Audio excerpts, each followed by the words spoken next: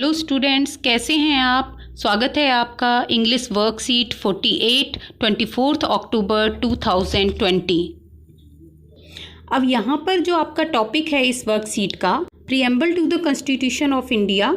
यहाँ पर प्रीएम्बल जो है, प्रस्तावना है, प्रिंसिपल्स हैं जो कॉन्स्टिट्यूशन के, उनके बारे में बताया गया है कि हमारे जो इंडिया के कॉन्स्टिट्यूशन हैं उसके प्रीएम्बल क्या क्या हैं। यहाँ जो प्रीएम्बल है नीचे आप देख सकते हैं, इंग्लिश में है, और यहाँ ऊपर हिंदी में आपको प्रीएम्बल के बारे में मैंने एक पिक्चर दिखाई है, और यहाँ ये हिंदी में है और ये इंग्लिश में है। आप इसको ट्रांसलेट कर सकते हैं। नेक्स्ट जो हमारी वर्कशीट आई है उसे हम चलते हैं कि वर्कशीट में हमारी में क्या है। यहाँ जो वर्कशीट हमारी स्टार्ट होती है, सबसे पहले सब्जेक्ट है इंग्लिश। वर्कशीट 48 24 अक्टूबर 2020 डेट है। Class 10th, name of student, name of class teacher. Read the preamble of the Constitution of India. You would have come across the preamble in your textbooks also.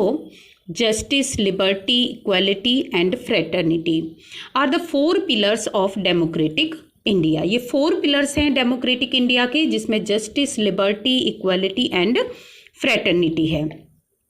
उससे आगे हमारा constitution यहाँ से start होता है।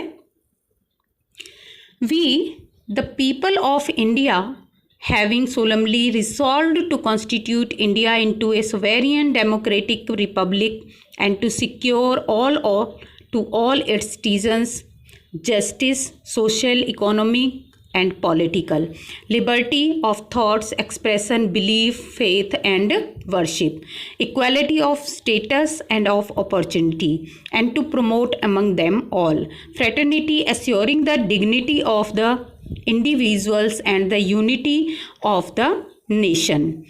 In our Constituent Assembly, this 26th day of November 1949, do hereby adopt, enact and give to ourselves this Constitution. ये जो Constitution का प्रीएम्बल दिए गए हैं, इसमें 4 मेन हैं कि स्टार्टिंग जो हो रही है, हिंदी मैंने आपको ट्रांसलेशन वाला पहले दे दिया है, वो आप अच्छे से देख लेंगे। वर्ड टू वर्ड ट्रांसलेट है उसमें कि हम भारत के लोग भारत को एक धर्मनिरपेक्ष संविधान बनाना चाह रहे हैं। और यहाँ पर उसके 4 प्रीएम्बल हैं। पहले जस्टिस, दूसरा लिबर्टी, तीसरा इक्वलिटी और 4th है फ्रेटर्निटी। तो आगे हम देखते हैं कि क्या है। Select any one of these 4 principles, write a short paragraph in about 100 to 120 words based on what you understand as a student from the principle you select. आपको ये जो 4 सिद्धांत हैं, प्रिंसिपल्स हैं, इन 4 प्रिंसिपल्स में से आपको एक सेलेक्ट करना है। उसके ऊपर आपको एक शॉर्ट पैराग्राफ लिखना है स्टूडेंट्स को, और अपनी तरफ से आप कोई भी एक प्रिंसिपल सेलेक्ट कर सकते हैं। तो पैराग्राफ से पहले देख लेते हैं एक बार कि क्या है। कोविड अप्रोप्रिएट बिहेवियर में मैसेज क्या है आपके लिए। Keep maintaining physical distance of 6 feet और 2 yards, कि आपको फिजिकल डिस्टेंस मेंटेन करना है। 6 फीट की या 2 yards की 2 गज की दूरी रखनी है। बच्चों, आपको हर वर्कशीट में ये बताया जा रहा है कोविड-19 के बारे में कि मास्क लगा के रखना है, हैंड वॉश अच्छे से आपको करने हैं, और 6 फीट की या 2 yards की 2 गज की या 6 फीट की दूरी आपको रखनी है। तो ये आप ध्यान रखेंगे कि आपको किस तरीके से करना है। नेक्स्ट हमारा आ जाता है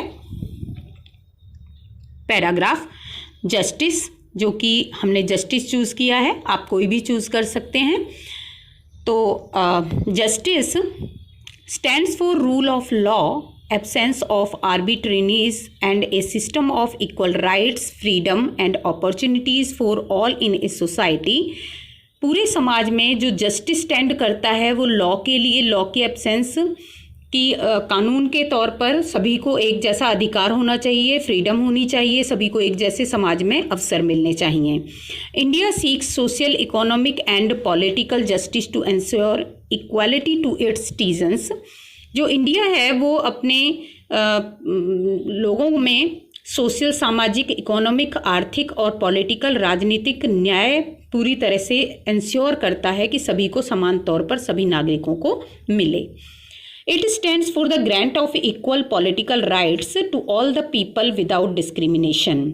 और ये इस चीज़ का भी ध्यान रखता है कि सभी को बराबर हो और किसी के साथ भी कोई भी भेदभाव ना किया जाए। तो सबसे पहले हमारे 3 थे। सबसे पहला सोशल जस्टिस है। सोशल जस्टिस में in contemporary times a large number of scholars use prefer to describe the concept of justice as social justice. जब जस्टिस को पहले टाइम में जो विद्वान थे वो उस कॉन्सेप्ट को, उस विचार को जब डिस्क्राइब करते थे तो वो उसे सोशल जस्टिस कहते थे कि सामाजिक न्याय क्या होता है। Social justice taken to mean that all the people in a society are to be equal and there is be no discrimination on the basis of religion, caste, creed, colour, sex और status. उनका कहना था कि अगर किसी भी समाज में सामाजिक न्याय लोगों के लिए है तो उन्हें किसी भी तरीके से भेदभाव नहीं होना चाहिए, चाहे वो धर्म के आधार पर हो, चाहे वो कास्ट के, जाति के आधार पर, कलर के आधार पर या किसी के स्टेटस के आधार पर कोई भेदभाव नहीं होना चाहिए। Untouchability has been constitutional abolished. Every citizen has been granted an equal right to access to any public place, place of worship and use of places of entertainment. Untouchability जो छुआछूत थी वो तो कॉन्स्टिट्यूशन में पहले ही खत्म हो गई थी संविधान में, और अब हर नागरिक को बराबर का अधिकार दिया गया था पब्लिक प्लेस पर जाने के लिए, पूजा स्थान पर जाने के लिए या किसी भी मनोरंजन स्थान पर जाने के लिए सभी को बराबर का अधिकार दिया गया था कॉन्स्टिट्यूशन में। The state can not discriminate between citizens on the basis of birth, caste, colour, creed, sex, faith, title और स्टेटस। कोई भी स्टेट, कोई भी राज्य किसी भी नागरिक को उसके जन्म, उसकी जाति, उसके कलर या किसी भी विश्वास, टाइटल या उसके स्टेटस के आधार पर कोई भेदभाव नहीं कर सकता है। ये राज्य को कोई अधिकार नहीं है कि वो किसी के साथ भी भेदभाव करे। सेकंड था हमारा इकोनॉमिक जस्टिस, जो कि ये जस्टिस के ही पार्ट आ रहे हैं। तो फर्स्ट सोशल जस्टिस आपने पढ़ा बच्चों, और सेकंड है इकोनॉमिक जस्टिस। इसमें देख लेते हैं क्या है। नो पर्सन और ग्रुप और class should be in a position to exploit others nor get exploited.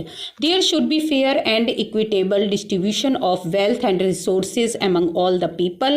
The gap between the rich and the poor should not be glaring. The fruits of prosperity must reach all the people. किसी भी व्यक्ति को या किसी भी group को, किसी भी एक क्लास के, जाति के लोगों को या किसी एक स्पेशल ग्रुप के लोगों को कोई अधिकार नहीं होता कि वो किसी दूसरे लोगों को एक्सप्लॉइट करे, शोषण करें उनका या उनका शोषण किया जाए। और वो सभी को समान अधिकार भी देंगे और वेल्थ को, दौलत को या रिसोर्सेज जो स्रोत हैं आय के, वो भी लोगों को बराबर डिस्ट्रीब्यूट होने चाहिए। The gap between the rich and poor, और जो गैप है अमीर और गरीब लोगों का वो भी भर जाना चाहिए। और सारे जो फ़ायदे हैं समृद्ध होने के, आगे बढ़ने के, सक्सेस के, तो वो सभी लोगों को समान अधिकार से पहुंचने चाहिए। थर्ड आ जाता है हमारा पॉलिटिकल जस्टिस। पॉलिटिकल जस्टिस क्या है बच्चों, ये देख लेते हैं। Political justice means giving equal political rights and opportunities to all citizens to take part in the administration of the country. Citizens should have the right to vote without any discrimination on the basis of religion, color, caste, creed, sex, birth or status. Every citizen should have an equal right to vote and to contest elections. Political justice में क्या है कि सभी को बराबर राजनीतिक अधिकार दिए गए हैं, अवसर दिए गए हैं कि सभी नागरिक प्रशासनिक जो हमारा कंट्री का, देश का प्रशासनिक प्रशासन है उसमें बराबर हिस्सेदारी ले सकें, सभी नागरिकों को समान अधिकार प्राप्त हों। और वोट देने का अधिकार तो किसी भी धर्म, कलर या कास्ट, क्रीड के ऊपर, बर्थ के ऊपर बिल्कुल नहीं होना चाहिए। हर सिटीजन को अधिकार है कि प्रत्येक नागरिक अपनी वोट का प्रयोग करे और इलेक्शंस या जो चुनाव हैं उसमें पूरी तरह से पार्ट प्ले करे, भाग ले। Thank you. आपको ये वर्कशीट यहीं पर समाप्त होती है। तो आई होप आपको ये समझ आ गई होगी। तो थैंक यू।